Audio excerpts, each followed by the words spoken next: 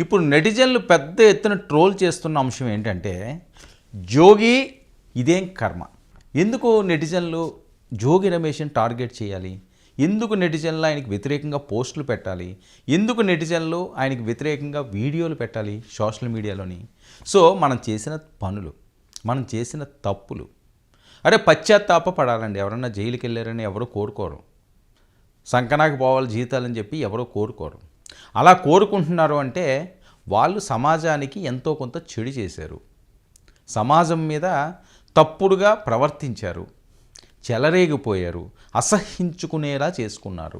ఇవి కదా ఈ క్వాలిటీస్ కానీ ఎవరికైనా ఉన్నాయనుకోండి ఖచ్చితంగా వాళ్ళు నెగిటివ్గానే అంటారు. అందుకని నీ కర్మ ఇలా కాలిపోయింది అంటున్నారు.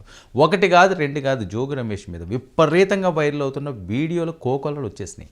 అంటే జోగి రమేష్ అసలు ఎప్పుడు దొరుకుతాడు, ఎప్పుడు ఇతను అరెస్ట్ అవుతాడు? వైఎస్ఆర్సీపీలో కొంతమంది పేర్లు జనసేన వాళ్ళకి కానీ లేకపోతే తెలుగుదేశం పార్టీ శ్రేణులకు కానీ వాళ్ళకి డైజెస్ట్ చేసుకోలేరు ఆ పేర్లు వెంటనే. కొడాలి నాని గారని, ద్వారంపూడి చంద్రశేఖర్ అంటే జనసేన వాళ్ళకి, అలాగే జోగి రమేష్ గారు అంటే తెలుగుదేశం పార్టీ శ్రేణులకి, అలాగే జనసేన వాళ్ళకి కూడా. ఎందుకంటే కంబైన్డ్గా తిట్టేవారు వీళ్ళు వాళ్ళిద్దరినీ కూడా. చంద్రబాబు నాయుడు గారిని